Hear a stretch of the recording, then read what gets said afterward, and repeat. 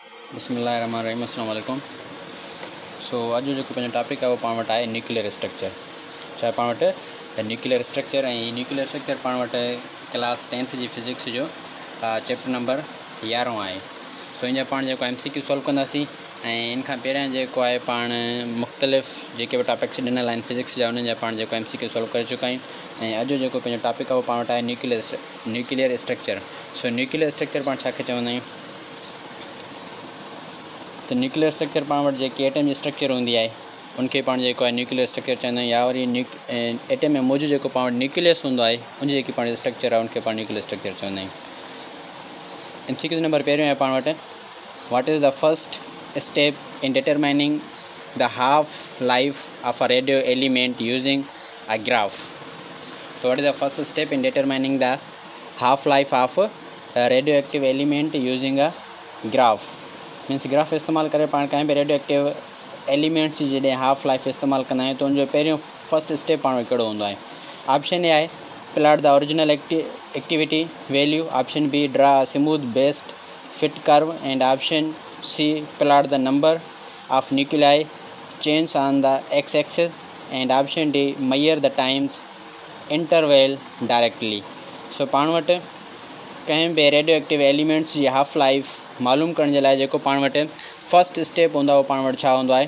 उहो पाण जेको फर्स्ट स्टेप हूंदो आहे उहो पाण वटि कहिड़ो हूंदो आहे? ऑप्शन बी आहे त जेको पाण करेक्ट ऑप्शन आहे, draw a smooth based fit curve. उनखां बाद पाण वटि if the initial activity of radioactive sample is 100%, what will be the activity after one half life. जेकॾहिं पाण वटि कोई भी रेडियो एक्टिव एलिमेंट आहे उनजी जेकी पाण वटि इनिशियल एक्टिविटी आहे, इनिशियल एक्टिविटी मीन्स पाण वटि जेकी उनजी शुरूआती एक्टिविटी आहे उहा पाण वटि घणा आहे? 100% आहे। मिसाल चऊं पाण वटि 100 आहे त उनजी पाण वटि जेकी activity after one half life पाण वटि छा थींदी? जेकॾहिं आफ्टर वन हाफ लाइफ खां बाद उनजी एक्टिविटी पाण वटि छा थींदी? सो पाण खे ख़बर आहे जेकॾहिं पाण वटि का बि शइ आहे त उनखे जेकॾहिं पाण हाफ कंदासीं त उहा पाण वटि ॿिनि हिसनि में डिवाइड थी वेंदी। सो पाण वटि ऑप्शन ए में ॾिनल आहे 25%, ऑप्शन बी में आहे 50%, ऑप्शन सी में आहे 75%, ऑप्शन डी में आहे 0%। सो पाण जेकॾहिं कंहिं बि रेडियो एक्टिव एलिमेंट्स जी इनिशियल एक्टिविटी पाण वटि 100 आहे त उनजी जेकी हाफ लाइफ खां बाद जेकी पाण तुंहिंजी एक्टिविटी थींदी उहा पाण घणा थींदी? 50% थींदी। ऐं उनखां बाद पाण वटि आहे how do you find the half life from a graph of radioactive decay. How do you find the half life from a graph of radioactive decay. Radioactive decay जी जेको आहे तव्हां graph ते जेको आहे कीअं half life मालूम कंदो? Option A measure the highest point of the curve, option B find the point where curve meets the x axis, and option C move from the half value on y axis to curve and then down to the x axis, and option D calculate the slope of curve. So पाण वटि radio active elements जेको पाण graph आहे, जेकॾहिं पाण वटि radio active elements आहे उहो पाण वटि जेको आहे उनजी जेकॾहिं पाण खे हाफ लाइफ मालूम करणी आहे ग्राफ ते त पाण छा कंदासीं? त उनमें जा move from the half value on the y axis and to the curve and then down to the x axis. So पाण जेकॾहिं कंहिं बि रेडियो एक्टिव डिके जी ग्राफ ते पाण जेको आहे हाफ लाइफ मालूम करणु चाहियूं था त पाण छा कंदासीं? त move from the half value on the y axis जे वैल्यू खां जेको आहे पाण मूव कंदासीं अधु, एंड टू द कर्व जी तरफ़, and then down to the x axis, ऐं उनखां बाद पाण जेको आहे एक्स एक्सिस जी तरफ़ छा कंदा डाउन थींदासीं त पाण खे जेको हाफ लाइफ मिली वेंदी। उनखां बाद पाण वटि आहे what is the decay product of iodine 131 after its emitting beta particles. पाण वटि आयोडीन 131 जी पाण वटि जेको आहे ख़तमु थियण खां, डिके जो मतिलबु आहे पाण ख़तमु थियणु, सड़णु, मीन्स आयोडीन 131 जे ख़तमु थियण खां बाद उहो जॾहिं पाण वटि बीटा पार्टिकल्स जेको आहे एमिट कंदो त उहो छा में कन्वर्ट थी वेंदो?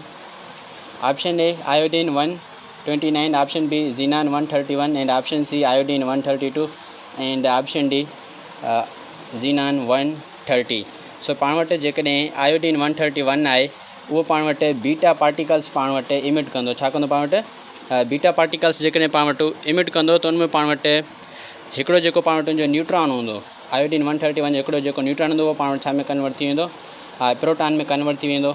ऐं जॾहिं उहो पाण वटि प्रोटॉन में कन्वर्ट थी वेंदो त उनजो पाण वटि जेको एटॉमिक नंबर आहे उहो पाण वटि छा थी वेंदो इंक्रीज़ थी वेंदो।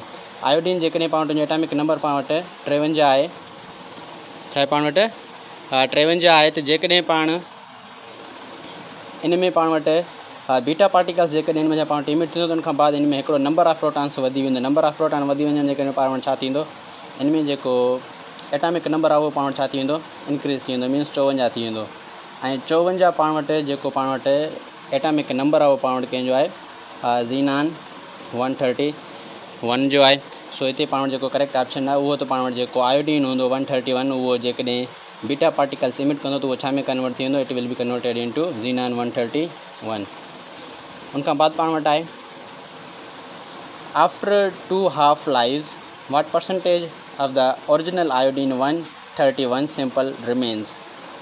पाण वटि आफ्टर 2 हाफ लाइव्स ॿ जेकॾहिं पाण वटि हाफ लाइव्स आहिनि उनखां बाद पाण वटि जेको ओरिजिनल आयोडीन 131 आहे त उहो पाण वटि बक़ाइदा केतिरा परसेंट रहंदो।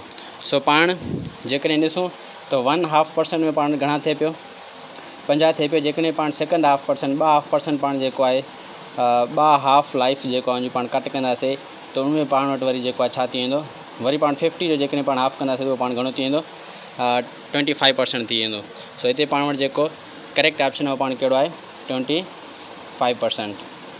After 2 half life what percentage of iodine original iodine 131 simple remains उहो पाण घणो थींदो 25% थी वेंदो।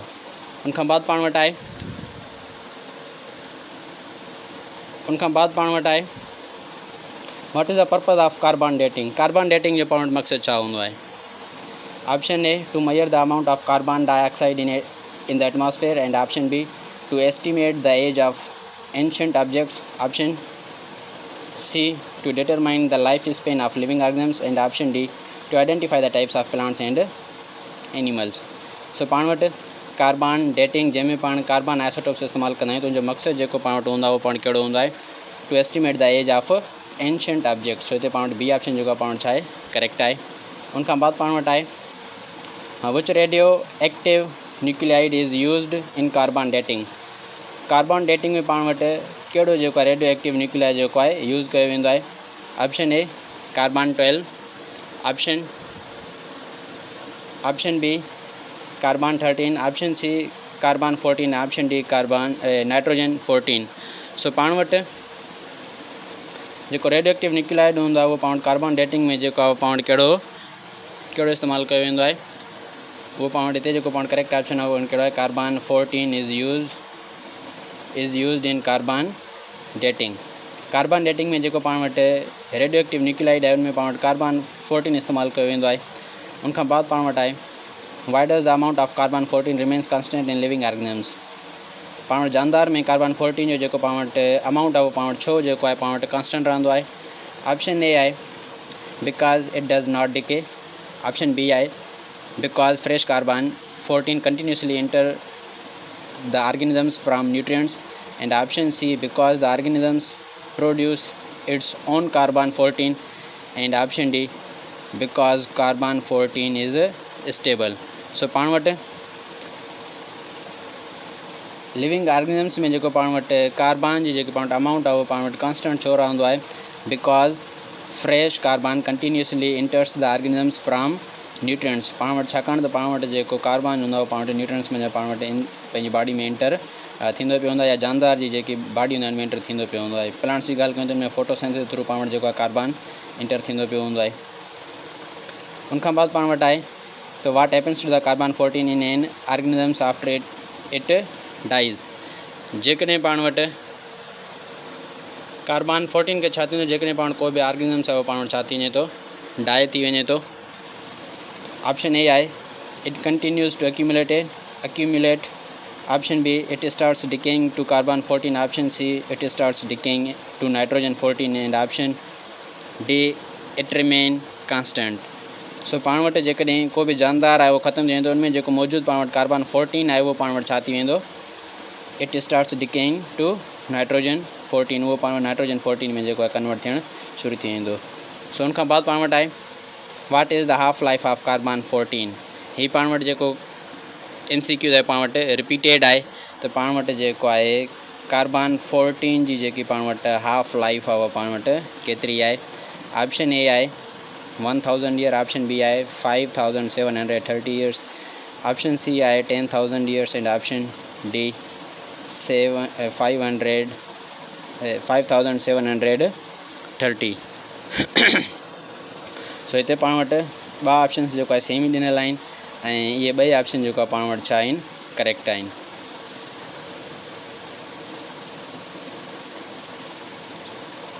सॉरी, पाण वटि हिते डिफरेंस आहे, सिर्फ़ु पाण वटि नंबर्स सेम आहिनि पर उनमें ईयर्स आहे, इनमें पाण वटि डेज़ आहे। सो पाण वटि जेकी कार्बन 14 जेकी पाण वटि एज आहे उहा पाण वटि आहे 5000